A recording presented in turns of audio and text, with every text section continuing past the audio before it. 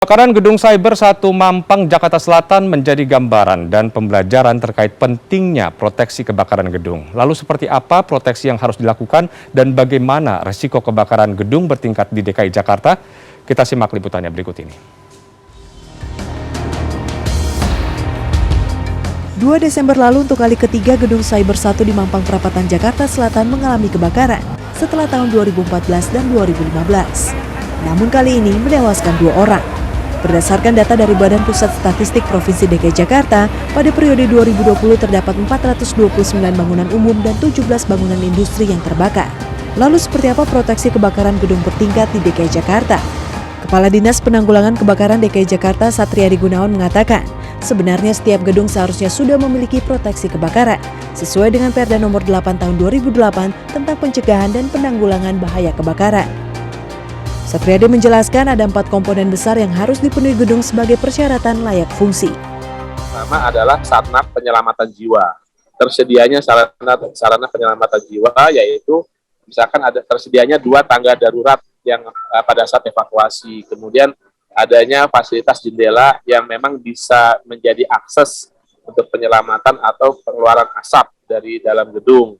Nah, kemudian yang kedua itu akses pemadam kebakaran. Jadi bangunan itu dibangun sudah didesain untuk petugas pemadam kebakaran agar bisa masuk ke dalam gedung tersebut untuk bisa melakukan pemadaman atau penyelamatan.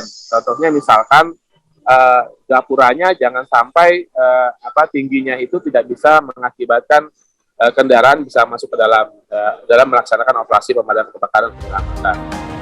Ketiga, perlengkapan terkait proteksi kebakaran yang terbagi menjadi 2 jenis, yaitu proteksi kebakaran aktif dan pasif. Yang sifatnya aktif yaitu kaitan dengan kayak sprinkle, smoke detector, APAR, terus gamis connection. Nah, itu hidran. Nah, itu adalah proteksi aktif. Kalau dan itu masih dalam satu kesatuan gedung. Dan kalau yang pasif itu bangunan materialnya, bahan materialnya. Bahan materialnya jangan sampai yang mudah terbakar. Keempat, pengelola sumber daya manusia. Setiap gedung harus ada SDM terkait manajemen keselamatan jika terjadi kebakaran gedung yang terstruktur dengan fungsinya masing-masing. Terkait proteksi kebakaran, Guru Besar Manajemen Konstruksi UPH dan pengurus LPJK Kementerian PUPR RI Manlian Ronald mengatakan, memang kebakaran gedung di Jakarta potensi resikonya menengah hingga tinggi. Manlian mengimbau agar para pemilik gedung harus mengikuti persyaratan tersebut dan memperhatikan perawatannya. Selain itu, sistem proteksi juga bisa ditingkatkan. Bukan cuma sistem proteksi, tapi bagaimana kita memutus penyebaran api. Kita menggunakan kompartemenisasi atau menggunakan sistem yang bisa mengarahkan api bukan masuk ke ruangan, bukan masuk ke koridor. Usul masuk ke shaft khusus yang masuk kemudian disedot, sehingga api itu tidak masuk. Hal yang juga harus dilakukan oleh pemerintah adalah pemetaan resiko kebakaran berdasarkan resiko fungsi gedung dan kompleksitas gedungnya. Dalam Perda 7 2010, Perda 8 2008 memang sangat diharapkan kawasan yang memang kompleks seperti Provinsi DKI Jakarta itu punya RISPK yang mantap.